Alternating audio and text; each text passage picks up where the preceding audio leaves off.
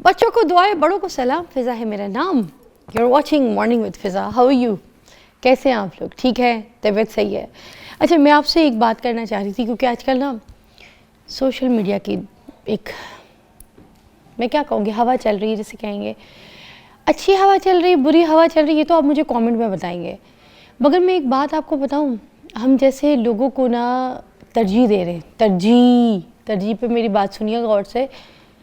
कहते हैं कि तरजीह उसको देनी चाहिए जो अहमियत रखता हो, तरजीह उसको देनी चाहिए जिसकी बात सुनकर आप किसी सही रास्ते पे पहुंच जाएं। तरजीह उसको देनी चाहिए जिस जैसा आप बनना चाहते हैं। मतलब तरजीह किसी इम्पॉर्टेंट बंदे को देनी चाहिए। हमारे सोशल मीडिया में हमने हर एक को इम्पॉर्टेंट बना लिया है। ये हमारी बहुत बड़ी गलती है। और आपको पता है हम क्या करते हैं कि अगर हमें कोई चीज़ अच्छी नहीं लगती ना, हम उधर भीड़ लगा देते हैं, कमेंट्स की भीड़ लगा देते हैं, उसके अकाउंट को बूस्ट कर देते हैं, उधर फॉलोअर्स भर देते हैं, उनके जाके जो है ना फॉलोइंग लिस्ट बूस्ट कर देते हैं। ये हम खुद करते हैं। फिर हमें तो आपको पता है कि इस्लामी जमहूरिया पाकिस्तान, हमें चाहिए लोगों की बात पे, ज़ात पे कीड़े निकाल के तो लोगों की बात करना बस। आपको पता है ना, हमारे वहाँ से निकला है ना, शगुफ्ता के बालों में जुएँ पड़ गई। ये हमने जुएँ पढ़ाई हैं, किसी पड़ोसी ने नहीं। अब शगुफ्ता बेचारी को कुछ नहीं हुआ, सिर्फ सर में दर्द था, मगर उसके तो सर में जुएँ पड़ दी। तो कहने का मतलब ये है कि अगर आपको कोई अच्छा नहीं लगता, आप छोड़ दें, मत करें फॉलो, ना ही उनको कमेंट करें, तरजीह मत दें। हाँ, अगर आपको कोई सही बंदा लगता है जो सही बात फैला रहा है, माशरे में सही हरकत कर रहा है, ऑथेंटिक काम कर रहा है, आप उसको जाके कमेंट करें, उसको फॉलो करें। हर उस इंसान का इंटरव्यू मत देखें, हर इस इंसान की बात मत सुने जिससे माशरा ख़राब हो सकता है, जिससे माशरे में बदनामी, बुराई, ये सब चीज़ें फैल सकती हैं। देखिए, कल को जो है ना हमारे बच्चे भी ना यही चीज़ों को सीख कर इन्हीं रास्तों पे चलेंगे। जैसे मैं हमेशा से कहती हूँ कि उन लोगों को स्टार बनाए जो स्टार बनने के मुस्तहिक हैं, उन लोगों को मत बनाए जो स्टार बनने के मुस्तहिक है ही नहीं। हम तो बुराई को तरजीह दे रहे हैं। तो आज का जो मेरा प्रोग्राम की शुरुआत थी मेरी यही थी कि हमें उस चीज़ को तरजीह देनी चाहिए जिनकी अहमियत हो। तो आज से प्लीज़ ये तैयार कर लीजिएगा कि हमने तरजीह सिर्फ उन लोगों को देनी है जो इम्पॉर्टेंट है आपकी ज़िंदगी में, जिन जैसा आप बनना चाहते हैं, या आपके घर वाले, या आपके माँ बाप, या आपके ऐसे लोग जिनके इर्द गिर्द आप काम करते हैं और इन जैसा बनना चाहते हैं, योर मेंटोर, दैट्स इट। अब टॉपिक की तरफ आते हैं नाजरीन। आज भी हमारे प्रोग्राम में बहुत ज़बरदस्त टॉपिक्स हैं। सबसे पहले जिस पर बात करेंगे वो है ब्लड कैंसर के हवाले से, बोन मैरो ट्रांसप्लांट के हवाले से। ये बेसिकली क्या होता है, ब्लड कैंसर के जो पेशेंट होते हैं ये किस तरीके से बोन मैरो उनके लिए काम कर सकता है, इसके ऊपर बात करेंगे। और आज हमारे पास माहिरीन भी होंगे। डॉक्टर नताशा अली होंगी हमारे साथ, कराची से उन्होंने हमें ज्वाइन किया है। आज उनसे बात करेंगे, उनसे पूछेंगे कि ये बोन मैरो किस तरह काम करता है ब्लड कैंसर के पेशेंट्स के लिए। अस्सलाम वालेकुम नताशा जी। जी वालेकुम अस्सलाम। कैसी तबीयत नताशा जी आपकी? बहुत शुक्र है जी। बहुत बहुत शुक्रिया आपने हमें वक्त दिया। जी। अच्छा, क्योंकि देखिए आपको पता है अक्टूबर तो वैसे ही पूरा महीना होता है जब कैंसर के ऊपर बात कर रहे होते हैं लोग, अवेयरनेस प्रोग्राम्स चल रहे होते हैं, ठीक है। अब तो अक्टूबर गुजर गया, तो अब जैसे ही वक्त गुजर जाता है तो लोग इसकी अवेयरनेस छोड़ देते हैं, फिर पूरा साल बात नहीं करते। बात करने से ही फैलेगी, लोगों को अवेयरनेस होगी। तो क्योंकि अक्टूबर जो है सिर्फ ब्रेस्ट कैंसर के ऊपर होता है, मगर हम जो है पूरा साल हर इस टॉपिक को डिस्कस करेंगे। ये ब्लड कैंसर होता क्या है, इसके बारे में पहले एलैबोरेट कर दें नताशा जी। जी श्योर। तो देखिए, इंसानी जिस्म में हर दिन लाखों नए खून के सेल्स बनते हैं, और जब ये सेल्स कंट्रोल से बाहर हो जाते हैं और एबनॉर्मल तौर पर बढ़ना शुरू कर देते हैं, तो इसे आसान अल्फाज में ब्लड कैंसर कहा जाता है। तो अनकंट्रोल्ड सेल की जो बढ़ना शुरू होते हैं उन्हें उसे ब्लड कैंसर कहते हैं। अच्छा, तो आगे ये बताइएगा कि ब्लड कैंसर होने की जो वजूहात है वो क्या क्या होती है, किस वजह से होता है बॉडी में? देखिए, 90% of the time blood cancer होने की कोई वजह नहीं मिलती। 10% लोगों में वजूहात होती हैं। फॉर एग्जांपल, अगर किसी को बचपन में किसी भी किस्म का कैंसर हुआ हो, तो जैसे अभी आपने अक्टूबर में बात की ब्रेस्ट कैंसर अवेयरनेस के बारे में, तो वो ख़वातीन जिनको ब्रेस्ट कैंसर की ट्रीटमेंट मिली होती है 5-6 साल डाउन द लेन, वो कीमोथेरेपी जो मिली होती है उसकी वजह से खून का कैंसर हो सकता है। बचपन में अगर किसी को कैंसर हुआ हो तो ओल्डर जैसे वो बड़े होते हैं, कैंसर बचपन में अगर कैंसर फ्री हो जाते हैं, बड़े होते हैं, तो उनमें चांसेस होते हैं कि कैंसर हो दवाओं की वजह से। अगर किसी को रेडिएशन ट्रीटमेंट मिली हो तो उन्हें खून का कैंसर हो जाता है 5-6 साल डाउन द लेन। इसके इंसिडेंसेस और फ्रीक्वेंसी बहुत कम है, लेकिन ये नॉन प्रीडिस्पोजिशन है खून के कैंसर होने की। अगर कोई फर्टिलाइजर या पेस्टिसाइड इंडस्ट्री में काम करते हो तो उनमें हमेशा ये खदशा होता है कि अगर प्रोलॉन्ग्ड एक्सपोजर हो तो उन्हें खून का कैंसर हो सकता है। तो ये कुछ नोन फैक्ट्स हैं जो हमें पता होते हैं, और हम हिस्ट्री में हमेशा पूछते हैं अगर हमारे पास कोई पेशेंट ब्लड कैंसर के अलामात के साथ प्रेजेंट करता है, हम हमेशा ये चीज़ें पूछते हैं। लेकिन ये वजूहत आपको, अगर फॉर एग्जांपल मैं 10 मरीज देखूं खून के कैंसर के, तो ये वजूहत में से कोई एक वजह मुझे एक मरीज में मिलेगी या कभी कभार मिलेगी ही नहीं। तो 90% में जो है हमें कोई वजह नहीं होती। नताशा जी मुझे और बताइए कि जो पोल्यूशन है ये भी इसकी वजूहत बन सकती है कैंसर नहीं, होने की, ब्लड कैंसर? डायरेक्टली पोल्यूशन तो नहीं करवाता है ब्लड कैंसर, लेकिन हमें नहीं पता कि एनवायरनमेंट में ऐसे कौन से पैथोजेंस हैं या ऐसे ऐसे कौन से चीज़ें हैं जो कि ब्लड कैंसर को एक पेशेंट को या एक इंसान को ब्लड कैंसर होने में प्रीडिस्पोज कर सकती हैं। हमें नहीं पता एनवायरनमेंट में ऐसी कौन सी चीज़ें हैं। इस पर बहुत रिसर्च हुई है, लेकिन कोई पिन पॉइंट करके कोई एक चीज़ अभी तक को नहीं पता लगा सका है। लेकिन ये जो वजूहत मैंने बताई ये नोन फैक्ट्स हैं, और ये 50-60 साल से नोन है ये चीज़ें। एंड व्हाट अबाउट कीमोथेरेपी, रेडियोथेरेपीज, ये इलाज कर सकती हैं ब्लड कैंसर का? बिल्कुल। तो देखिए, कैंसर की कई इकसाम हैं, but 3 most common in Pakistan जो हम देखते हैं।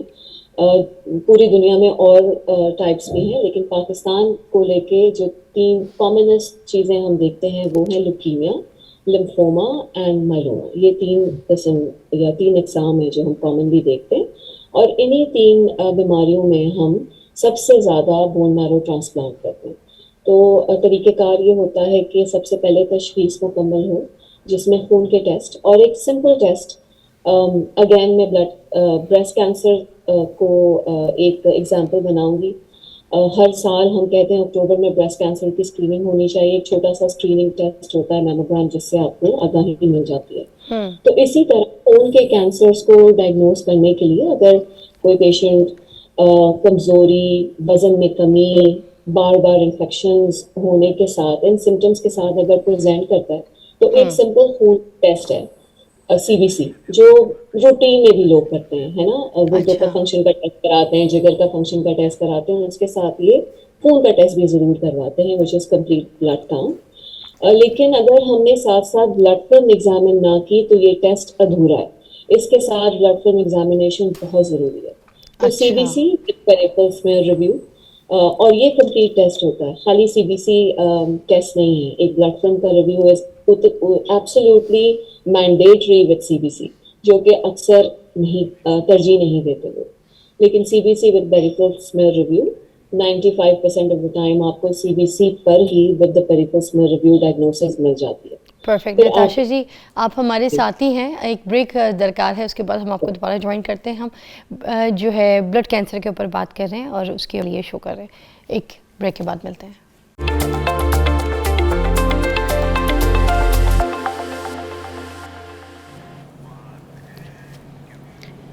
Welcome back. और ब्लड कैंसर के ऊपर हम बात कर रहे हैं। थोड़ी सी हम बात करेंगे बोन मैरो के ट्रांसप्लांट के ऊपर कि ये होता कैसे है, किस तरीके से होता है। ठीक है, डॉक्टर नताशा से पूछेंगे। अस्सलाम वालेकुम जी, वेलकम बैक। हाँ जी, thank you. So bone marrow transplant 2 types का होता है, autologous transplant and allogenic transplant. तो जो 3 डिजीजेस के बारे में मैंने बताया जिसमें हम कॉमनली ट्रांसप्लांट करते हैं, उसमें ल्यूकीमिया जो कि स्टेम सेल्स का डिफेक्ट है, सेल्स जो कि बोन मैरो में होते हैं, तो इसमें ट्रांसप्लांट करने के लिए हमें एक हेल्दी डोनर चाहिए होता है, जहाँ से हम हेल्दी स्टेम सेल्स लें और ट्रांसप्लांट करें। और जो तो वो जो हेल्दी डोनर है आपका, वो किसी फैमिली का भी ले सकते हैं या कोई आउटसाइड? तो हम फैमिली डोनर से ही ट्रांसप्लांट करते हैं, क्योंकि पाकिस्तान में ट्रांसप्लांट रजिस्ट्री नहीं है। बाहर अच्छा। के मुल्कों में डोनर रजिस्ट्री होती है जहाँ पे अनरिलेटेड डोनर ट्रांसप्लांट्स भी होते हैं। हम्म। लेकिन पहली तरजीह हमेशा फैमिली में डोनर ढूंढने को ही दी जाती है। हम्म। सो द एलोजेनिक ट्रांसप्लांट और ऑटोलॉगस ट्रांसप्लांट उन कंडीशंस में किया जाता है जिनमें स्टेम सेल का डिफेक्ट नहीं होता, जिनमें पेशेंट्स के अपने स्टेम सेल्स हेल्दी होते हैं। तो लिम्फोमा एंड माइलोमा जो बाकी दो बीमारियां हैं उसमें लिम्फोमा लिम्फोइड सेल्स का कैंसर है, माइलोमा प्लाज्मा सेल्स का कैंसर है। तो इन हम्म। दोनों बीमारियों में स्टेम सेल्स हेल्दी हैं, तो पेशेंट्स के अपने ही स्टेम सेल्स यूज किए अच्छा। जाते हैं। आखिर अब और फैमिली में से भी अगर हम लेते हैं, ठीक है ना, तो उसका वो कोई मैचिंग जो है वो जिस तरह से ब्लड की मैचिंग करनी होती है वैसा कुछ करना होता है इसके साथ? जी बिल्कुल। तो ब्लड ग्रुप मैच होना ज़रूरी नहीं है। HLA टाइपिंग एक टेस्ट होता है जिसमें हम 5 से 6 एंटीजन्स टेस्ट करते हैं पेशेंट के और हम्म। डोनर के, और देखते हैं कि मैच है कि नहीं। तो 100% मैच आइडियल है, हम्म। लेकिन अब हम इतनी एक्सपर्टीज हासिल हो गई है कि अगर 100 से कम परसेंट भी मैच हो, फॉर एग्जांपल 50%, तो उस पे भी ट्रांसप्लांट किया जा सकता है, और उस ट्रांसप्लांट को हैप्लो आइडेंटिकल ट्रांसप्लांट कहते हैं। अच्छा। ये एलोजेनिक ट्रांसप्लांट की ही एक किस्म है या टाइप है। अच्छा, क्योंकि मुझे जहाँ तक याद है कि एक वाक़या मैं आपके साथ शेयर करती हूँ। इंडिया में एक लाइव शो था, वहाँ पर एक माँ ने अपनी बेटी के लिए कहा कि सलमान खान साहब आपके बड़े फ़ैन हैं, तो लोगों को कहें कि मेरी बेटी को जो है ना ये बोन मैरो की ज़रूरत है, तो आप प्लीज़ ज़रा लोगों से रिक्वेस्ट करें। तो फिर सलमान खान ने अपना टेस्ट करवाया और उसको जो है ना वो मैच किया उसका, फिर वो बोन मैरो उस बच्ची को दिया उन्होंने, और वो इंडिया के पहले बंदे थे, पहला फ़र्द था जिन्होंने अपना बोन मैरो जो है ना आगे किसी को दिया। तो ये इसीलिए मैं पूछना चाहती थी कि ये टेस्ट के बाद पता चलता है कि ये बोन मैरो मैच हो गया है, फिर उसके बाद जो है ना वो दिया जा सकता है? ऐसे ही है। तो HLA टाइपिंग का टेस्ट होता है और ये मैच हो जाता है तो फिर डोनर से स्टेम सेल्स कलेक्ट किए जाते हैं, और ये प्रोसेस भी बिल्कुल उसी तरह होता है, थोड़ा सा मुख्तलिफ है, लेकिन कॉन्सेप्ट यही है कि जैसे हम ब्लड डोनेट करवाते हैं इसी तरह एक हेल्दी डोनर से स्टेम सेल्स डोनेट होते हैं, और वो स्टेम सेल्स पेशेंट में ट्रांसफ्यूज किए जाते हैं, जैसे एक ब्लड ट्रांसफ्यूजन होती है उसकी उसी की तरह। ओके। और पर प्रोसेस हाँ। जी जी। थोड़ा ट्रांसप्लांट का प्रोसेस थोड़ा सा मुख्तलिफ है, जिसमें पेशेंट पहले एडमिट होता है ट्रांसप्लांट यूनिट में, 5-6 दिन की कीमोथेरेपी होती है, और ये जो हेल्दी स्टेम सेल्स हमने कलेक्ट किए होते हैं ये 5-6 दिन कीमोथेरेपी देने के बाद ट्रांसफ्यूज किए जाते हैं। परफेक्ट। चूंकि ट्रांसफ्यूजन के बाद थोड़ी सी मदाफियत कमज़ोर होती है, ट्रांसफ्यूजन्स की नीड होती है अगले 2-3 हफ्ते तक, इसलिए जो पेशेंट्स ट्रांसप्लांट यूनिट में एडमिटेड होते हैं उनका एडमिशन प्रोसेस थोड़ा लंबा होता है, 3 से 4 हफ्ते का प्रोसेस होता है। ओके। और मुझे बताएं पाकिस्तान में कौन कौन से हॉस्पिटल्स हैं जहाँ पर ये सहूलत अवेलेबल है? क्या इजीली अवेलेबल है ये सारी फैसिलिटीज़ जिसके बारे में आप बता रही हैं? जी, तो बोन मैरो ट्रांसप्लांट पाकिस्तान में इस वक्त 14 सेंटर्स हैं, 14 सेंटर्स जो ये ट्रीटमेंट ऑफर कर रहे हैं और अवेलेबल है, और प्रोसेस सबका स्टैंडर्ड है क्योंकि transplant is a standardize process. तो सारे हॉस्पिटल्स जहाँ पे ये ट्रीटमेंट अवेलेबल है बिल्कुल स्टैंडर्डाइज प्रोसेस है। अच्छा, चार इनमें सेंटर्स गवर्नमेंट हॉस्पिटल भी एडेड है? बिल्कुल ऐसे हैं। तो 4 सेंटर्स गवर्नमेंट, 4 सेंटर्स सिंध के प्रोविंस में है, 9 सेंटर्स पंजाब के प्रोविंस में है। सिंध प्रोविंस में 2 सेंटर्स ऐसे हैं जो गवर्नमेंट फंडिंग जिनके लिए अवेलेबल है। पंजाब के प्रोविंस में 3 से 4 सेंटर्स ऐसे हैं जहाँ पे गवर्नमेंट फंडिंग अवेलेबल है for the process of transplant. और अगर प्राइवेटली ये किसी ने करवाना हो तो क्या ये बहुत महंगा है, अफोर्डेबल है?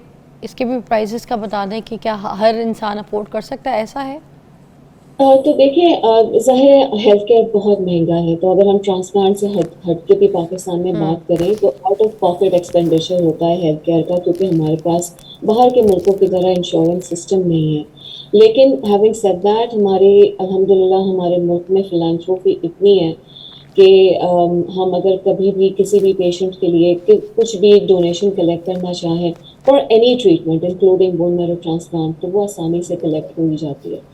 तो अगर मैं एवरेज कॉस्ट आपको बताऊं ट्रांसप्लांट प्रोसेस की या प्रोसीजर की, तो वो तकरीबन एवरेज कॉस्ट जो है वो 4 to 5 मिलियन रुपीज़ है। लेकिन इसमें बहुत सी मरतबा हॉस्पिटल सपोर्ट, कुछ पेशेंट खुद भी करते हैं, फिलांथ्रोपी, डोनर फंडेड, गवर्नमेंट प्रोग्राम्स, तो बहुत सारी चीज़ें मिलाकर ये कॉस्ट काफ़ी कम हो जाती है। और हैविंग ये सेड दैट, कितना कोई लंबा प्रोसीजर होता है नताशा जी, कितना तो टाइम लगता है? हाँ, just to complete the previous thing, having said that, ये कॉस्ट जो है, जो भी मैंने कॉस्ट अभी आपको कोट की है, हैविंग सेड दैट, अभी भी हमारे मुल्क में स्पेशली ट्रांसप्लांट की कॉस्ट बाहर के मुल्कों के मुकाबले में बहुत कम है, बहुत, मतलब आप यूँ समझें कि 50% ऑफ द कॉस्ट है तो जो कोई कि फिगर बाहर। कोई दे सकती हैं कितनी, कोई एक? 4 to 5 बिलियन रुपीस अगर हमारे पास है, तो बाहर अगर मैं यूएस की एग्जांपल दूं तो 35 to 40,000 डॉलर्स उसकी कॉस्ट होती है हमारे पास। हाँ, तो एज कम्पेयर टू दैट हमारे मुल्क में अभी भी बहुत कम है इसकी कॉस्ट। और अगर हाँ, इतने जो पैसे नहीं है किसी के पास और गवर्नमेंट लेवल पे कराना चाहता है तो वहाँ पे कितना एक्सपेंस आ जाता है, ये भी बता दें आम देखने वाले को। गवर्नमेंट लेवल पे फिर ये कम्प्लीटली 100% फ्री है। ओके, उसका ठीक थोड़ा है। प्रोसेस होता है, जाहिर है वो अप्रूवल के लिए जाता है, चीज़ें होती हैं, लेकिन एक दफ़ा अप्रूवल आ जाता है तो फिर इट इज़ फुली फंडेड। और ये टाइम कितना लगता है, कितने सेशन होते हैं इसका, क्या सिस्टम रिकवर होने के? तो आइडियली जब एक पेशेंट को ट्रांसप्लांट के लिए हम प्रिपेयर करते हैं तो पहले कीमोथेरेपी देते हैं, बीमारी को ख़त्म करते हैं और फिर ट्रांसप्लांट के लिए लेके जाते हैं। तो from the date of diagnosis, और डिपेंडिंग ऑन के बीमारी कौन सी है, लेकिन from the date of diagnosis to the admission in the transplant unit की अगर हम बात करें तो लगभग 2 से ढाई महीना, डिपेंडिंग ऑन के बीमारी कौन सी है, लग जाते हैं। और वंस पेशेंट ट्रांसप्लांट एडमिटेड होता है तो स्टैंडर्ड अनकॉम्प्लिकेटेड ट्रांसप्लांट की अगर मैं बात करूं, जिसमें बुखार हो सकता है लेकिन जाहिर है वो ट्रीटेबल है, ट्रांसफ्यूजन की नीड है वो ट्रीटेबल है, ये इस प्रोसेस को 3 to 4 वीक्स लगते हैं। और अर्लियर भी डिस्चार्ज हो सकते हैं पेशेंट्स, लेकिन 3 हफ्ते से कम का वक्त नहीं लगता। Minimum time 3 weeks, maximum time 4 weeks of admission transplant के लिए। अच्छा, और एक और सवाल कि बोन मैरो किन पेशेंट्स को ज़्यादा ज़रूरी होता है कि लगना है? तो अगर आप गालिबन स्टेम सेल्स की बात कर रही हैं, तो अब हम स्टेम सेल्स जो एक्सट्रैक्ट करते हैं डोनर से या पेशेंट से फॉर ऑटोलॉगस ट्रांसप्लांट, वो सारी की सारी अब पेरिफेरल ब्लड से ही करते हैं। हमें एक्चुअली बोन मैरो का प्रोसीजर करके स्टेम सेल्स नहीं निकालने पड़ते, क्योंकि अब बहुत सारी इंडिकेशंस में जो जिस तरह हम खून का सैंपल ड्रॉ करते हैं उसी तरह हम स्टेम सेल्स भी निकाल सकते हैं, और हम ज़्यादातर अब उसी तरह निकाल रहे हैं। चंद एक बीमारियां रह गई हैं जिसमें हम डायरेक्टली बोन मैरो से स्टेम सेल्स निकालते हैं। तो जो ये 3 बीमारियां जिनके बारे में मैंने आपसे बात की है, खून के कैंसर, उसमें अब हम खून का टेस्ट जैसे हम पेरिफेरल ब्लड से लेते हैं, उसी जगह से हम स्टेम सेल्स भी एक्सट्रैक्ट करते हैं। जाहिर है उसमें दवाएं देनी पड़ती है, स्टेम सेल्स की मिकदार बढ़ानी पड़ती है ब्लड में, फिर एक लाइन डालनी पड़ती है, और एक पूरा प्रोसेस होता है जिसमें डोनर या पेशेंट एक मशीन से कनेक्टेड होता है और 2 से ढाई घंटे में स्टेम सेल्स निकल आते हैं। लेकिन ये एक बहुत आसान सा और कॉम्प्लिकेशन फ्री प्रोसेस है, इसमें डोनर को कोई खतरा या मसला नहीं होता। ओके। तो हाँ, तो बिल्कुल जैसे जिस तरह मैंने कहा, it's just like a healthy donation. जैसे हम एक डोनर को कहते हैं ना, ब्लड आके डोनेट करें, आप प्रोसेस वही समझें कि स्टेम सेल्स भी इसी तरह डोनेट होते हैं। थोड़ा सा प्रोसीजर मुख्तलिफ है लेकिन कॉन्सेप्ट वही है, stem cell donation. Perfect, thank you so much Natasha ji, बहुत बहुत शुक्रिया, आपने हमारी अच्छी रहनुमाई की है। हम एक ब्रेक के बाद आपको दोबारा ज्वाइन करेंगे। आज भी हमारे प्रोग्राम में बहुत सारे सेगमेंट्स हैं जो कि आपके लिए ही हैं, तो स्टे ट्यून।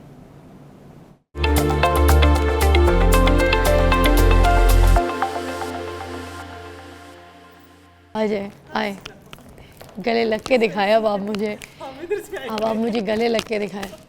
कबड्डी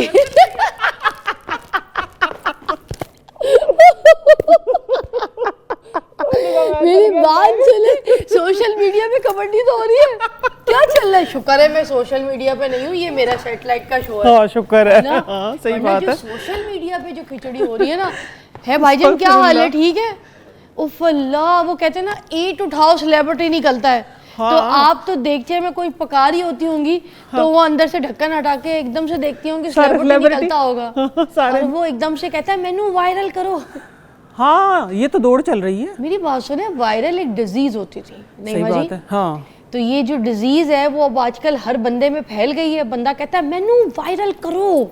कितनी पते की बात की है फिजा ने, वायरल तो एक अब डिजीज होती थी। सही बात है, खत लिखना है आपने। सही बात है, बिल्कुल सही कह रही हो। सही कह रही हूँ। हाँ, आज भी मैं एक और वायरल डिजीज इसके ऊपर बात करने लगी हूँ, ठीक है ना। खुदा का खौफ करें। और मैं आपको एक बात बताऊं, वैसे आप जिस पे बात करने लगी हल्की आंच में मैं लोगों को बता देती हूँ। देखिए मैंने कोई इंट्रोडक्शन नहीं दिया नईमा जी का, इसलिए क्योंकि ये तो फैमिली का हिस्सा है। फिर अब she is a good name.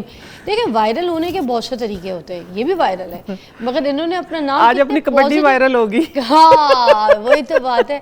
मैंने कहा वायरल होने के तरीके होते हैं। हाँ, आपने अपने काम से, अपने हुनर से लोगों को एक उनका एतमाद जीता, और वहाँ से आप वायरल हुई हैं। लोगों ने आपकी चीज़ों को इस्तेमाल किया, अपनी ज़िंदगियों में थोड़ा चेंजेस देखा, तो फिर सेहत में चेंज देखा, तो फिर लोगों ने आपको वायरल कर दिया। एक ये वायरल का तरीका भी सच्चाई से वायरल हुई हूँ। सही बात है, अपने काम से ना, अपने काम से बिल्कुल ठीक है। और एक वायरल होने का तरीका वही मैंने जो आपको बताया, मैनू वायरल करो। अच्छा, जो आज का वायरल टॉपिक है ये आप ही बताएंगी। नईमा जी हमारे साथ मौजूद है, हर्बलिस्ट, और वो आपको भी सब कुछ बताएंगी कि आज का शो बड़ा ज़बरदस्त है, नॉट टू मिस वाला है। क्यों बताइएगा? वो इसलिए नॉट टू मिस वाला है कि देखिए आजकल ना लोगों के, वही वायरल से मैं स्टार्ट करूंगी कि आजकल वायरल है ये कि जवान हो जाओ, यंग हो जाओ, ये ट्रीटमेंट करवा लो, वो ट्रीटमेंट करवा लो, फलां क्लिनिक पे चले जाओ, फलां क्लिनिक पे चले जाओ।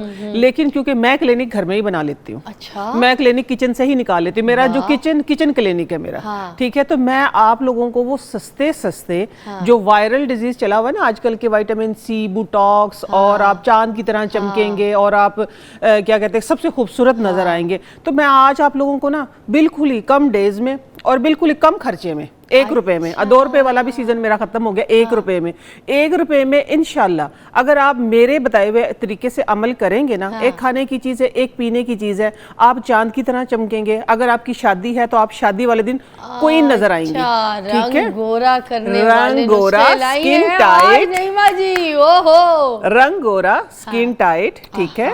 अगर आप डायबिटिक हैं तो प्री डायबिटिक में आ जाएंगे, और अगर आप प्री डायबिटिक हैं तो आप नॉन डायबिटिक हो जाएंगे इंशाल्लाह। क्योंकि आपको पिछली दफा मैंने रिपोर्ट्स दिखाई थी ना अपनी, तो मैं अपना ही डाइट प्लान एक लेके आई हूँ, ठीक है, कि जो मैं फॉलो कर रही हूँ अल्हम्दुलिल्लाह। उससे ये होगा कि आजकल जिस तरह फॉग और स्मोक का मौसम है ना, कि लोगों को सांस लेने में भी मुश्किल हो रही है, तो उसकी वजह से ये हो रहा है कि उठ के चलने से भी आवाज़ार हो रहे हैं, कि जो खास तौर पे जो मरीज है, तो उनके लिए ये है कि आज इस तरह का एक डाइट है, और एक इंशाल्लाह कहवा है, ठीक है, और एक बादशाहों वाली स्टीम है, सुलेमानी स्टीम, ठीक है। अच्छा, सुलेमानी भाप लेके आई हूँ। एक तो आपने सुलेमानी टी बताई थी जो कि जी उसी टाइप की ना, मैंने अपने घर में, हाँ जी सुलेमानी कहवा, उसी टाइप की ना मैं वो चीजें लेके आई हूँ कि जो आजकल वायरल हैं, ठीक है, वायरल डिजीज में आती है कि आजकल आपको सांस का मसला हो रहा है, ठीक है, आपको स्मोक और फोक का मसला हो रहा है, फिर जो क्या कहते हैं कि एक लगी हुई है ना बीमारी, वो है गोरा रंग करने की,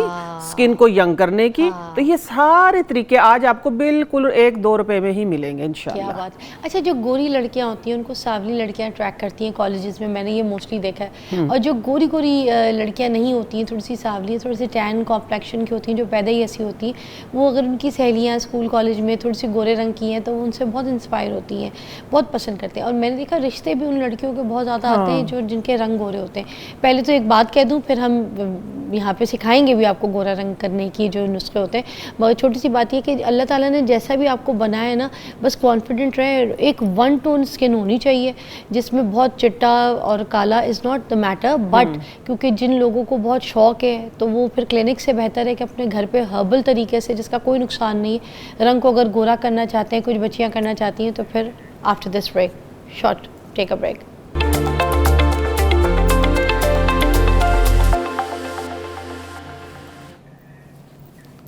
welcome back, you watching morning with Fiza. Naima ji हमारे साथ मौजूद हैं, और आपको पता है जब वो हमारे प्रोग्राम में हो तो आपकी कॉल्स भी हम शामिल करेंगे आज, और एक ज़बरदस्त टोटके के साथ अभी हम यहाँ पे शुरुआत करते हैं, जो कि रंग गोरा करने के ऊपर बेसिकली आज हमारा शो है। तो जो बच्चियाँ ये देख रही हैं तो ख़ास तौर पे कॉपी पेंसिल लेके बैठ जाएँ ताकि लिख लें, और आज इस्तेमाल करके फिर हमें कॉमेंट में बताएं ज़रूर कि नुस्खा आपको कैसा लगा। जी नईमा जी, सबसे पहला नुस्खा क्या होने जा रहा है और किस पे होने जा रहा है? अच्छा, सबसे पहला एक वो पिछले दिनों मूवी चली थी, याद है आपको, कि जवानी अब नहीं आनी है ना। हाँ। लेकिन आज का जो ये मेरा मास्क बनने लगा है ना, इसमें मैं ये कहूंगी कि जवानी अब नहीं जानी। अब आपके हाथ में रहेगी, ठीक है। आज ऐसा एक बहुत पुराना, ठीक है, बहुत ही पुराना। जो पुरानी हैं औरतें वो तो ख़वातीन वो तो समझ जाएंगी, क्योंकि आजकल ना इससे हम दूर चले गए हैं। अच्छा। इससे हम आगे चले गए हैं, इसलिए ये चीज़ों को छोड़ दिया तो फिर आर्टिफिशियल की तरफ चले गए। हाँ। अगर आप इसी असल पे रहेंगे ना तो इंशाल्लाह आपकी जो स्किन है ना वो हमेशा टाइट रहेगी। इसलिए मैं कहती हूँ कि जवानी अब नहीं जानी, आप बेफिक्र हो जाएं, ठीक है। ये जवानी अपनी जानी वाला नुस्खा है। हाँ, देखें गौर से, देखें गौर से, ठीक है। इसमें क्या आएगा, सबसे पहले तो आएगा केला, ठीक है। केला भी कितना, आधा लेना है आपने, एक टाइम के लिए मैं बता रही हूँ। केला अकेला पूरा नहीं, आधा लेना। हाँ, केला अकेला नहीं, आधा लेना है, ठीक हो गया। अच्छा, इसको हम कर लेते हैं मैश ऐसे। बहुत ही अच्छा, स्किन टाइट, एंटी एजिंग, और आप कहें कि स्किन को ना जवान रखने वाला, सदा जवान रखने वाला ना आपका ये मास्क बनेगा। नजर आ रहा है? हाँ। अब प्लेट पे क्लोज कीजिएगा बेटा। ये देखो, ये ना, ओके, ठीक हो गया। ये देखो, ये अच्छे तरीके से मैश कर ले, किसी से भी कर लें, ठीक है। मेरे पास ये मैशर है, आप कर सकते हैं इससे। क्या है आपके पास, फोक है, हाथ है, किसी चीज से भी कर सकते हैं। हाँ। ये देखें, ये ओके, ये नजर आ रहा है मेरा ख्याल है अब, ठीक है। ठीक है। इस तरीके से हमने मैश कर लिया। आप यकीन मानिए, आप करेंगे ना, आप भूल जाएंगे महंगे से महंगे जितने भी ट्रीटमेंट है, ये भी और इससे अगला भी। वाह, ठीक है। ये देखें, ये हमने ये डाल लिया है इसके अंदर। और अगली चीज जो जाएगी बहुत ही कॉमन, जिससे पहली खवातीन मूद होया करती थी, बेसन। बेसन। देखा, समझ गई, ठीक है ना। इसका मतलब आपका ताल्लुक, मैं तो आज भी धो लेती हूँ। आज भी धोना चाहिए, धोना चाहिए। देखिए, इतना सा हमने डाला है बेसन। इसमें कितना लगा है पैसा आपका, ज्यादा से ज्यादा 1 से 1.5 रुपया, ठीक है, 2 रुपये भी नहीं है। फिजा, आप ये मास्क सिर्फ दिन में एक बार, ये डेली कर सकते हैं, ठीक है ना। हम महंगे जो सीरम लेते हैं ना, कई सीरम, इसमें आपने कुछ पानी वानी नहीं डाला? नहीं, कोई चीज ही नहीं डाली है, बस आलू। ये देखें, जैसे हम करते हैं उसी तरह केले को मैश करना। केला, ये देखो, ये किस तरह इसके अंदर ये लेस आ गया है। देखें आप लोग, दिखाएं इसको, ये देखें, ये उठाऊंगी ना, देखिए इसके अंदर कैसे लेस आया है, नजर आ रहा है ना। इस तरीके से ये, क्योंकि केले के अंदर ना खुद ही इलास्टिसिटी इतनी होती है, आपकी स्किन को बिल्कुल टाइट, बिल्कुल आप कहेंगे रिंकल फ्री कर देगा। वाह, रिंकल फ्री कर देगा। बुटॉक्स जिसको हम बोलते हैं ना कि बुटॉक्स करवाते हैं, बुटॉक्स फिलर की आपको जरूरत ही नहीं पड़ेगी। बुटॉक्स और फिलर की जरूरत ही नहीं पड़ेगी आपको। वाकई इसमें कितना लेस। हाँ, ये देखें ना, ये लेस आपको नजर आ रहा है, ये देखें। आप इसको कैप्चर करें, ये देखें इस तरीके से। ये आपकी स्किन को, एक तो ये है कि टाइट करेगा, दूसरा ये है कि आपकी स्किन के ऊपर, जिस तरह एक बच्चों वाली स्किन नहीं होती, प्लम, बिल्कुल फरवा जिसको बोलते हैं, फूले फूली से, बुटॉक्स जिसको आजकल बोलते हैं, बुटॉक्स फिलर इसीलिए करवाते हैं, प्लम करा देंगे। हाँ, प्लम करवाते हैं। तो ये प्लम कर देगा कुदरती, ये कुदरती प्लम करेगा। मैं अब आप लोगों को हाथ पे लगा के दिखा देती हूँ, ठीक है। ये लगाना किस तरीके से, अच्छा, लगाने का थोड़ा सा तरीका नोट करें, ठीक है। लगाना इस तरीके से है, जिस तरह हमने, एक तो पहले होता है ना कि बेसन से हम मुंह धो लेते हैं, सिंपल, ठीक है। थोड़ा सा दही में मिलाया, पानी पे या सिंपल खड़े हैं टैप वाटर पे, तो आपने मिक्स किया, फेस पे लगाया और मुंह धो लिया। एकदम से देखते हैं किस तरह ब्राइटनेस आती है फेस पे, किस तरह टाइट होता है, ठीक है ना। लेकिन इसको ना लगाने का, क्योंकि ये एंटी एजिंग मैं बता रही हूँ, ये मेरा जो है कि मैंने बताया ना कि जवानी अब नहीं जानी, तो बताए हुए तरीके से आपने अमल करना है, ठीक हो गया। ये लगाना कैसे है, इस तरीके से, लेट्स से आपने फेस पे लगाया है, फेस पे लगाने का एक तो बताते ना कि आपने जो मसाज वो अपर डायरेक्शन में करना है, ठीक है। आपने लगाना भी इसको इसी तरीके से, अच्छा, लगाना भी इस तरीके से, इधर से ये लगाना है ना, तो आपने यूं ऊपर की तरफ लगाना है, ताकि आपके ये जो मसल्स हैं ये टाइट हो, जैसे प्लास्टिक सर्जरी करा रहा है एक्चुअली, जिस तरह प्लास्टिक सर्जरी करवाते हैं, ठीक है ना।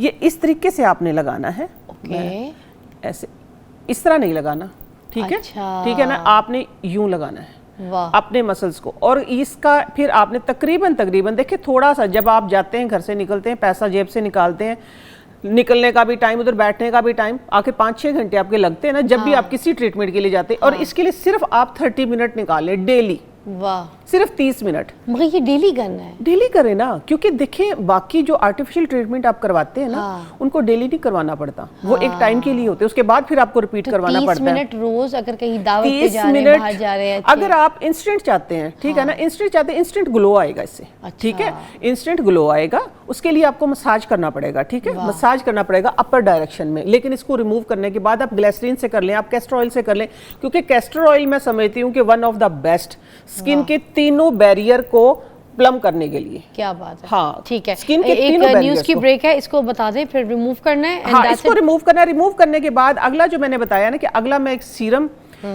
पी भी सकते हैं आप, उसको लगा, पीने का भी है और लगाने का भी, दोनों सीरम। न्यूज़ की ब्रेक के बाद बताते हैं। स्टे ट्यून, आपकी कॉल्स भी शामिल करेंगे, कॉल्स बड़ी आ रही है बस ब्रेक के बाद।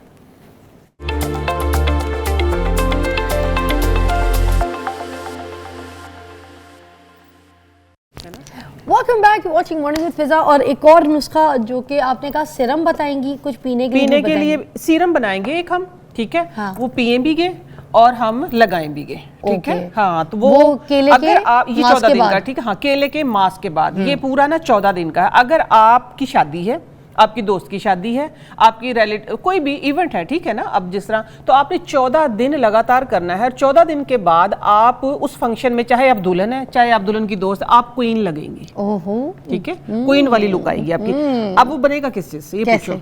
इस चीज से, ये देखिए, इस बेचारे को या तो शकरकंदी पे डाल के खाया जाता है, ठीक है। इसका कॉन्सेप्ट है ये। हाँ, वैसे मुझे टिंडा लग रहा था। ये टिंडा नहीं लग रहा, ये कच्चा माल्टा है, ठीक है। मुझे लगा टिंडे पड़े। ये विटामिन भाई जी कहाँ से माल्टा, और सब मुझे पता है सौदा यही लेके आते हैं। हाँ, यही लेके आए। ये देखें, इसका बेचारे का जो तारुफ है ना, ये है या तो हम शकरकंदी पे यूं डाल के खाते हैं, हाँ, या अमरूद पे, ठीक है ना, या छलियों पे, इस तरह लगता है। अच्छा। लेकिन विटामिन सी जितना इसके अंदर है ना, इतना पक्के हुए माल्टे में नहीं है। क्या बात ये मैंने आजमाया है, ठीक है। मैं तो आपको पता है, मैं रिसर्च करके बताती हूँ, ठीक है। बताया कैसे है, मैंने इसका कोई टेस्ट तो नहीं ना किया, मैंने इसको आजमाया। हाँ, ठीक है। जो विटामिन सी का मुझे रिजल्ट 20 दिन में मिलना था, उसका 10 दिन में मिला। अच्छा, इसमें ज्यादा मिकदार में। कहते नहीं है कि जो जानवर भी लेना, गोश्त बनाना, वो जरा यंग सा हो, पठीरा सा हो, मुर्गा जो लेना वो छोटा सा हो, ठीक है। तो ये भी फुल यंग है इस टाइम पे, ठीक है। जब वो बड़े बड़े होके पहुंचेंगे तो उनकी उम्र पूरी हो चुकी होगी। अच्छा। विटामिन सी का बहुत बड़ा सोर्स है, इसको ले आए, अब इसे इस्तेमाल शुरू कर दें। 14 दिन के बाद आप खुद फोन कर करके बताएंगे कि हाँ जी बहुत इफेक्टिव है। अच्छा, पहले पीने का कर लेते हैं, ठीक है। पीना कितना है डेली ये नोट कर लें आप, ठीक है। इसलिए आज मैं ये मेजरमेंट लेके आई हूँ, ठीक है। बिस्मिल्लाह। ये देखिए ना, कितना मजे का आ गया ना रस, और साथ में मुंह में पानी आ गया। हाँ। देखने वालों को भी और सुनने वालों को भी। बिल्कुल। पीने में मौसमी नहीं है ये, जो माल्टा नहीं होता है, मजे का है, खट्टा। विटामिन सी है ये पूरा, मीठा भी है, थोड़ा मीठा, खट्टा मीठा सा है ना, बहुत मजे का है। ये देखिए, आपने वो वाला मास्क लगाना है, ठीक हो गया। एक माल्टे का जूस डेली लेना है फिर, ठीक है। हाँ, इसका ये ना हो कि एक दिन ले लिया और 2 दिन ना लिया, सस्ते से मिल रहे हैं आजकल, अच्छा, मार्केट में। लो, ये बन गया हमारा 30 ml। नोट कर लें इसको, ठीक है। 30 ml आप डेली इनटेक करें। सादा ऐसे बिल्कुल। इसमें चाहे तो थोड़ा सा काला नमक डाल लें, अदरवाइज तो जरूरत नहीं है। लगेगा, हाँ। अच्छा लगेगा, ठीक है। ये 30 ml जो है आपने डेली इसको पीना है। अच्छा। 14 दिन लगातार। वो मास्क लगाना है, हाँ। ये पीना है, और साथ में इसी के अंदर हम बना देते हैं अब सीरम। ये मैंने आपको पीने का बता दिया, ठीक हो गया ना। अब हम इसके अंदर लेंगे, चलो ये लेट से ये 30 ml है आपका, आप पूरे हफ्ते का ये बना के रख लें। तो 30 ml ही हम इसके अंदर डालेंगे एलोवेरा जेल।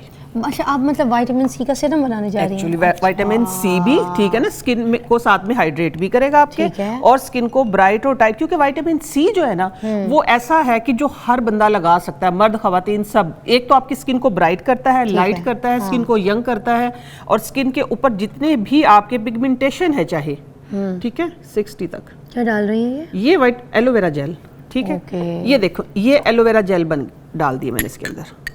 ये आपका ना एक थिक जिस तरह कहते हैं ना कि उसकी एक जो शक्ल होती है उसकी सीरम की, वो सीरम की शक्ल आ जाएगी। इसके बाद की केयर भी मैं आपको बताऊंगी। ये अब आपने डालना है इसके अंदर। अच्छा, अगर ये हम बाजार का जो अच्छे ऑर्गेनिक कंपनीज के मिलते हैं वो ले लें, है ना? हाँ, आप बेशक फ्रेश ले लें। देखिए, ये फ्रेश है तो ये मैं तो घर में बनाती हूँ ना। तो फ्रेश से खराब तो नहीं होगा? नहीं, ये भी तो फ्रेश है ना, फ्रिज में रख लें। अच्छा, 5-6 दिन, हाँ, फ्रिज में रख लें। ये देखें, ये बन गया आपका। अच्छा, तो सुने, फिर फ्रेश ही ले लीजिएगा। ये तो जितनी मजे की चीज है, जितनी मजे की ये चीज है, ताजा ही मुंह पे लगे। ये देखें, ये अब आप नोट करें, ठीक है। ये फिर रिंग उतारूंगी मैं, ये ले।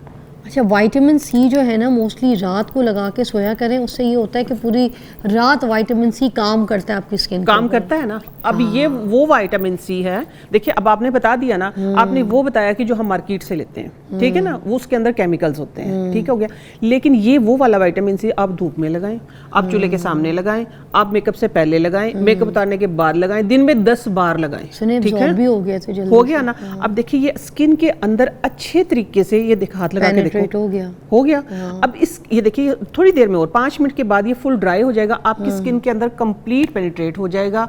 आपकी स्किन के ऊपर जितने दाग धब्बे झुर्रियाँ छाइयाँ डिस्कलरेशन या आपके पिगमेंटेशन, ठीक है, ये हर एक को आहिस्ता आहिस्ता इस सीजन के अंदर अंदर आप टारगेट कर लें कि ये मैंने खत्म करनी है, अपनी पिगमेंटेशन जितनी भी है, जितने हमारे ब्राउन स्पॉट है कुछ भी सारे खत्म करने हैं। अच्छा, इसके ऊपर अगर कोई मॉइस्चराइजर क्रीम अब मैं यही बताने लगी थी, अब मैं यही तो बताने लगी थी आपको कि आपने ये करना कि देखिए ये बिल्कुल अब स्किन मेरी ड्राई हो गई है, दोनों चीजें स्किन के अंदर अब बिल्कुल ड्राई हो गई है, चिप चिप भी खत्म है, चिप खत्म है। इसके ऊपर आप कोई भी मॉइस्चराइजर लगाएं, मैं कहती हूँ कि सबसे अच्छा मॉइस्चराइजर जो है नेचुरल अगर आप लगाएंगे तो वो ग्लिसरीन है।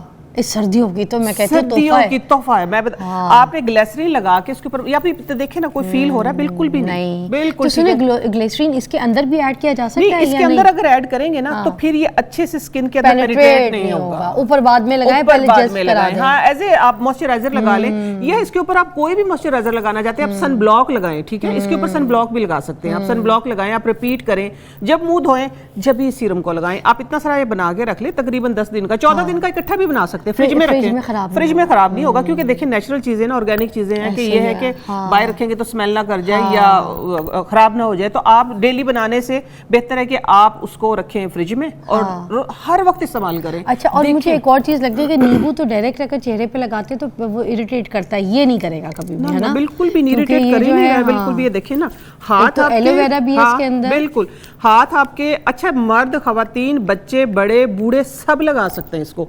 आप इसको पूरी बॉडी पे लगा सकते हैं, ठीक है, नहाए है ना, नहाने के बाद आप पूरी बॉडी पे लगाएं। ये पूरा आपका बॉडी को व्हाइटनिंग करने का सीरम बन गया है। क्या नहाने चले गए? ओह अल्लाह, वो तो नहाने चले गए। हम ब्रेक लेते हैं।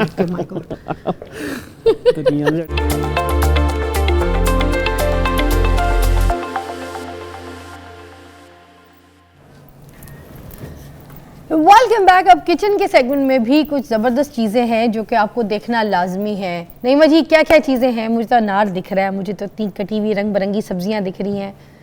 ये रंग बिरंगी सब्जियां देखिए, सबसे पहले तो मैं आप लोगों को ये बता दूं कि हरी सब्जियों का ना सही मौसम आया हुआ है। हाँ। ठीक है ना, हरी सब्जियां ही हरी सब्जियां नजर आएगी। साग है, पालक है, बातू, मेथी, हाँ। हरी प्याज, शिमला मिर्च, ब्रोकली, हर चीज। हाँ। हरी सब्जियों का इस्तेमाल इस टाइम पे बहुत ज्यादा करें आप। अच्छा। क्योंकि जिस तरह हमारे बॉडी को जिस तरह हम कहते हैं ना ऑक्सीजन लेते हैं, इसी तरह ये हमारे खून को ऑक्सीजन देता है। इसके अंदर क्लोरोफिल है और मिनरल्स, विटामिन, फॉस्फोरस, हर चीज, और सबसे बढ़ के इसके अंदर फाइबर है। ठीक है, इसके अंदर फाइबर है, इसके अंदर आपका वेट लॉस होगा, वेट रिड्यूस होगा, वेट बढ़ेगा नहीं। ठीक है, जो कोरियंस हैं वो आपने देखा है ना, जितने भी हैं वो चावल की जगह ये कैबेज ही खाते हैं। ये कैबेज ही खाते हैं। देखिए मैंने कैबेज ना 2 तरह की ली है। अच्छा। ये वाली ली है, साथ में मैंने ये लाल वाली भी ली है। ठीक है, हाँ, इसके अंदर फाइबर बहुत है। सर मैंने पिछले आपके शो में बताया था ना कि मैंने अल्हम्दुलिल्लाह रिपोर्ट्स भी दिखाई थी कि मेरी डाइट आजकल ये है। अच्छा। तो इसलिए, और बहुत लोगों का फीडबैक आया वो देखने के बाद कि हम भी फॉलो कर रहे हैं। आप जाके प्लीज आप फिजा के शो पे ही बताइएगा। तो इसलिए आज मैं लेके आई हूँ।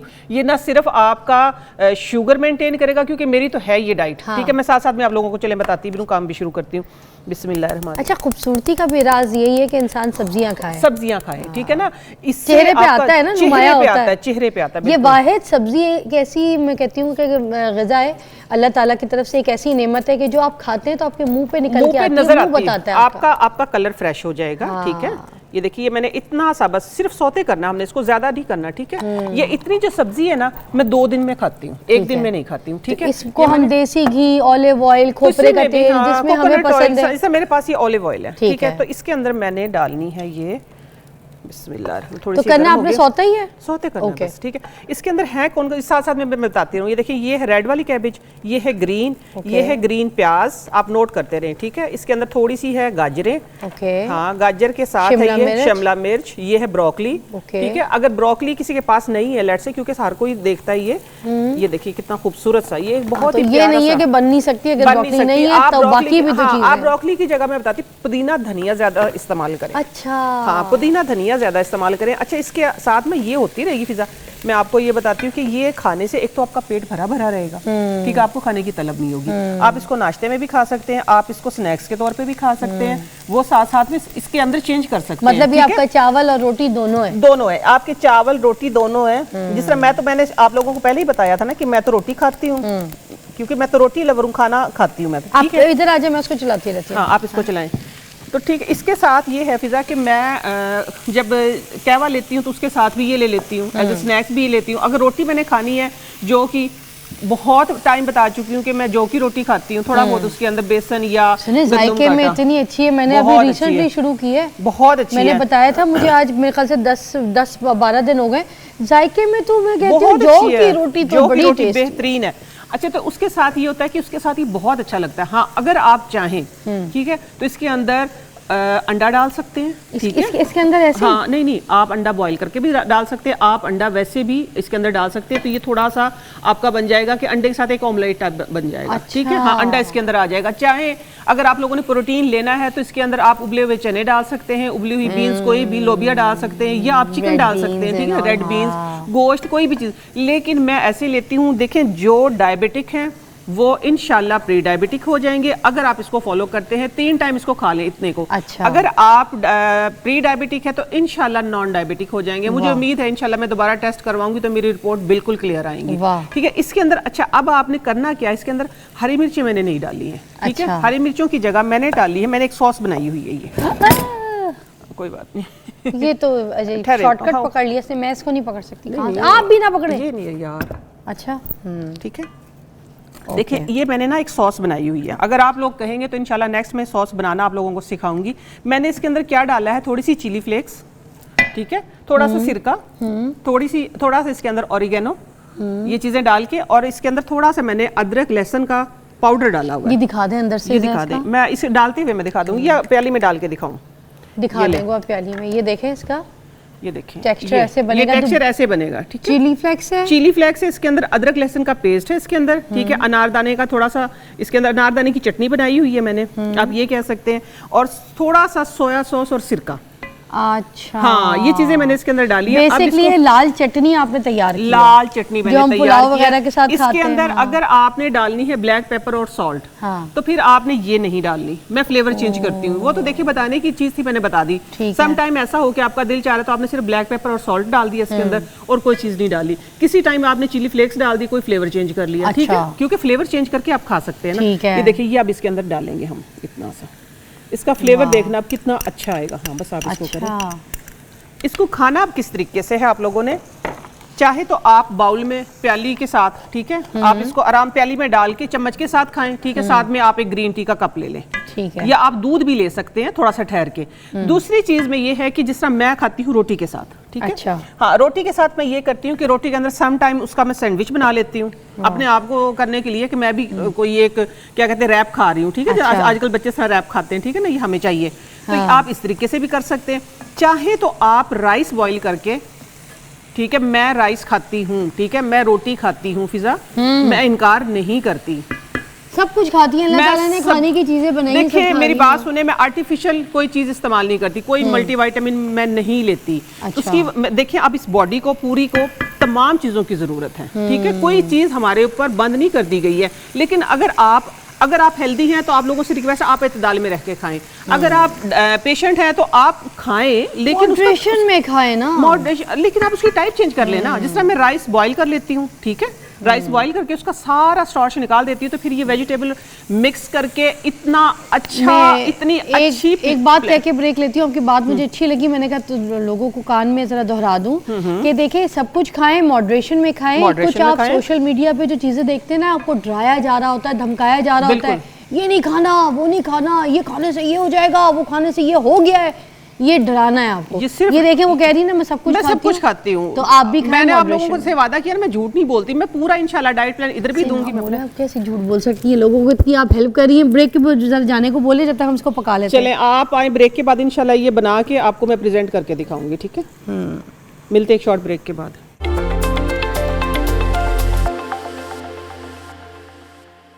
Welcome back. और ये देखें, इतना ज़बरदस्त ये जो यहाँ पे तैयार हुई है सारी खूबसूरत रंग बिरंगी सब्जियाँ, ऊपर तुलसी के पत्ते डाले हैं। आपका अगर खुदा ना खासा बीपी वगैरह हाई है तो वो भी इससे कंट्रोल रहेगा, ठीक है। तुलसी मरवा के पत्ते भी, मरवे के पत्ते भी, आज को मरवा के भी बोलते हैं। और ये दूसरी चीज क्या बनने लगी है, ये आप ना ये कहवा बन रहा है, ठीक है। इसकी स्टीम भी लें, इसको स्टीम लेने से भी, इसको पीने से भी आप गोरे गुलाबी और 14वीं के चांद की तरह चमकेंगे। अगर आप पूरी सर्दी आप इसको ले लेते हैं, आपकी दिल की सेहत अच्छी रहेगी।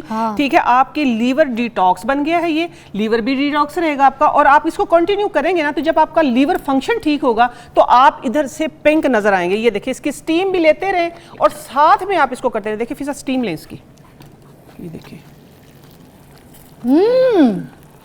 ये देखिए कितना जबरदस्त है ना इसकी खुशबू। अभी आप इसको जरा ना, ये देखिए, इसको चीखे मार रहा है खुशबू से, चीखे मार रहा है। ये देखो पूरा हमारा सेट जो है वो महक गया है। ठीक है, ये इसके अंदर ये डाल के अंदर से गए मेरे बिल्कुल सर पे जाके ऐसे, सर पे, बिल्कुल सर पे। ये देखिए, ये आप दिखाएं, इसका कलर देखें आप, इतना खूबसूरत इसका कलर। मैं क्या क्या करूं, ये इतने मजे का डिश, ये खाऊं या मैं, ओह माय गॉड। ये आपका लीवर डिटॉक्स, ठीक है। इसके अंदर मैंने डाला क्या क्या, इसके अंदर मैंने चुकंदर का थोड़ा सा पाउडर डाला है, थोड़ा सा बिस्कस का पाउडर डाला, बिस्कस फ्लावर जो होते हैं, ठीक है। और इसके अंदर मैंने डाले हैं अनार के छिलके, सेब के छिलके, ठीक है, और थोड़ा सा जिंजर पाउडर। ये आपका लीवर डिटॉक्स बन गया है, लीवर डिटॉक्स टी है ये एक्चुअली आपकी, ठीक है। लीवर को डिटॉक्स करेगा। जब आपका लीवर फंक्शन अच्छा करेगा तो आपका खून अच्छा बनेगा, आपका मेटाबॉलिज्म सिस्टम जो है वो फास्ट होगा, और आपकी स्किन के ऊपर, आपके फेस के ऊपर ग्लो होगा। एक्चुअली ये जो ग्लो आएगा ये आपकी पूरी बॉडी पे आएगा। फेस हमें सिर्फ नजर आता है, फिजा, है ना, फेस हमें सिर्फ नजर आता है, एक्चुअली पूरी बॉडी को वाइट करेगा ये। अच्छा, आप वो सीरम लगाते रहें, ये खाते रहें, और साथ में ये जो कहवा है ये पीते रहें। अब मैं दोबारा, अब मैं समझे अपना एग्जाम दे रही हूँ, ठीक है। इसमें आपने डाला है अनार दाना, ये मैं अभी घर पे बनाऊंगी, ठीक है, और अनार के छिलके, ठीक है, अनार दाना, अनार के छिलके, सेब का छिलका, हाँ जी बिल्कुल, मरवा जिसको कहते हैं तुलसी, तुलसी के पत्ते, और तुलसी के पत्तों को सूंघ के वैसे भी ब्लड प्रेशर कम हो जाता है, ब्लड प्रेशर कम हो जाता है। और थोड़ा सा मैंने डाला है इसके अंदर जो अदरक का पाउडर है वो डाला है, थोड़ा सा मैंने 1 पिंच विस्कस का पाउडर डाला है, ठीक है, और थोड़ा सा इसके अंदर मैंने डाल दिया है जिंजरॉल। आप चाहे तो अदरक का पाउडर डाल दे, चाहे आप अदरक डाल दे। अच्छा। ये अगर आप पूरी सर्दी इस्तेमाल करते, एक तो आपके लंग्स जो है वो फ्रेश रहेंगे। आप पूछे ना ये क्या कर रही हूँ, ठीक है, ये क्या कर रही है, ये अनार के छिलके जला रही हूँ। इनसे क्या करना है मैंने, ये फटाफट मेरे जहन में आ गया, इसलिए कहती सेगमेंट पूरा देखा करें। ये इसकी ये कोयला बन जाएगा, इसका कोयला बनने के बाद इसमें 2 लौंग साथ ही जला ले, और इसका पाउडर बना के आपके दांतों में कितना भी प्रॉब्लम हो, आपके दांतों से खून आ रहा हो, मसूड़ों से, आप मसूड़ों में अगर आपके खुदा ना खास्ता स्वेलिंग हो गई है, जलन होती है, ब्लड आता है, तो आप लोगों ने इसका जो पाउडर है ये जल गया है, ठीक है, जलने के बाद इसको थोड़ा सा खरल कर लें, साथ में थोड़ी सी लौंग भी डाल के खरल कर लें इसके अंदर, थोड़ा सा सोख करके। आप देखेंगे, मंजन करें, मसूड़े ऐसे मजबूत होंगे, चाहे आप हड्डियां खाएं फिर उससे तोड़ तोड़ के। हाँ जी, एक तो हड्डियां होती है ना चबा चबा के हम सॉफ्ट वाली हड्डियां खाते, नहीं, आप हड्डियां तोड़ भी सकते हैं। इस तरह का ये आपका मंजन तैयार हो गया अनार के छिलकों के साथ। ये देखें, ये अनार के छिलके जल गए, साथ में आप थोड़ी सी इसके अंदर लौंग डाल दें, लौंग के साथ बना लें इसको कोयला, फिर आप रख लें वॉशरूम में, और साथ में उंगलियों के साथ करें, दांत ऐसे मजबूत होंगे कि आप लोहे की तरह। ये नुस्खा भी आपका जबरदस्त, आपने जाते जाते बता दिया। मगर मैं आपको एक बताऊं, हम ब्रेक पे जा रहे हैं जल्दी से, but this recipes out of this world, immune system को भी स्ट्रॉन्ग करेगा। ट्राई दिस ऑल, ये इनफ है, no need chawal and you no roti. And this kahwa, I think this winter, try this out, this is really good. रंग गोरा करने के लिए, गोरा गुलाबी, then you should have it. Thank you, thank you. Will take a short break, will be right back. कोई बात नहीं, निशान रहना चाहिए मोहब्बत का।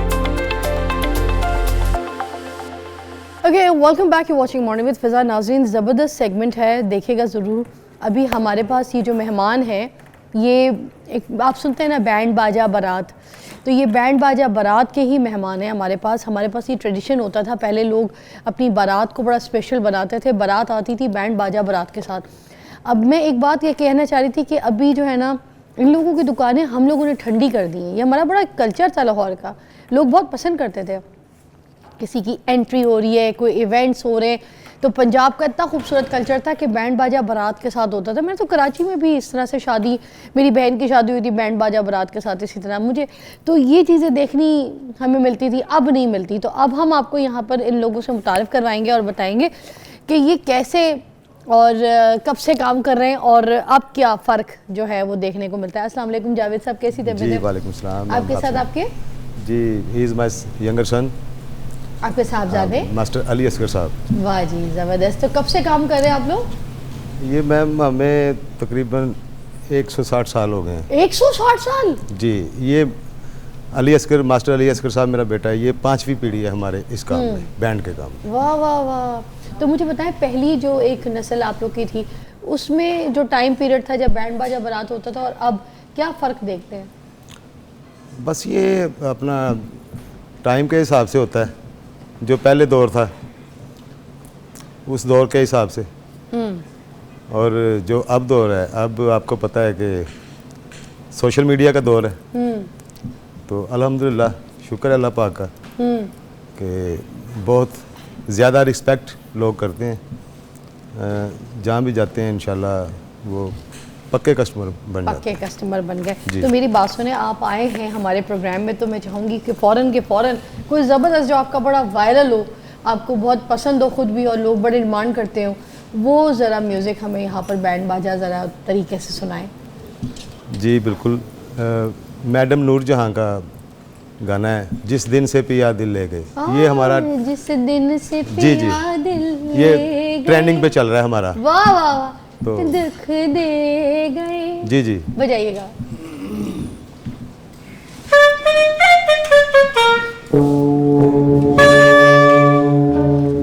Okay, ready, 1 2।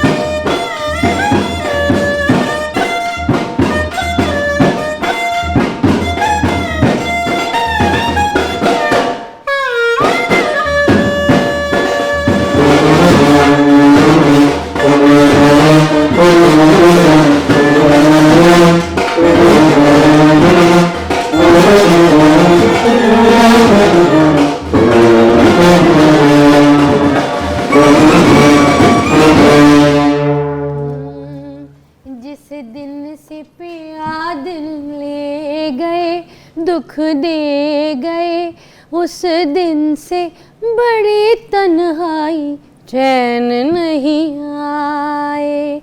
मैंने लफ्ज़ ऊपर नीचे किए मगर मैंने तर्ज आपकी पकड़ ली। क्या बात है भैया, है सही बात है भाई, सही बात है, क्या बात है। आपके साहबजादे के लिए भाई तालियां होनी चाहिए, बहुत आला।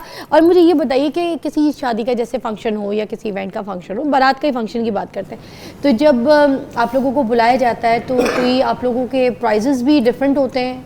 जी या हमारे ना बैंड का चार्ज होता है। अच्छा। जो हमारी बैंड फीस होती है। अच्छा। और वो जो स्टेज मनी होती है, हाँ। हमें वो अलग होती वो है। अलग होती है। और ये है कि जो जब गिफ्टिंग स्टेज मनी होती है, प्यार से जो लोग इनाम देते हैं। बिल्कुल बिल्कुल। तो ये है कि अब सोशल मीडिया का दौर है, हमारा सारा काम जो है टिकटॉक, फेसबुक, इंस्टा, यूट्यूब, तो जो भी क्लाइंट्स हमें बुक करते हैं, मैनेजर से रब्ता करते हैं, तो जब उनके इवेंट पे जाते हैं तो वो बहुत रिस्पेक्ट करते हैं, वाह, सेपरेट रूम, हाँ। और यानी फुल प्रोटोकॉल देते हैं। क्या बात है। तो कोशिश यही है हमारी कि पुराना ज़माना जो सा था ना, हाँ। वो उनसे डिफरेंट हमने अपना मगर setup ये किया। आपने देखी ना पुरानी इस तरह की जो धुनें हैं मैडम नूर जहाँ जी के गानों की, ये क्योंकि ज़्यादा सुनने में यही आती है सानू नहर जी, वाले पुलते पुला के, ये- मगर ये वाले जो इस तरह के ये गाने हैं सदाबहार उनकी song शायरी, है। ये सदाबहार, ये सदाबहार। इनको आप दोबारा रिवाइव जी। कर, और कोई ऐसे गाने जो पुराने जो आपको बहुत पसंद थे जी। और जिनको आपने रिवाइव किया और ट्रेंडिंग में हो, प्लीज़। जी जी, वो मैडम जी का सॉन्ग है अगेन मैडम जी। जी, वे सब तो सोने हैं। अरे वाह, हो जाए, जी, सबका ही वो- फेवरेट है, बस जी, अब तो सोने आ जाए। ओके 1 2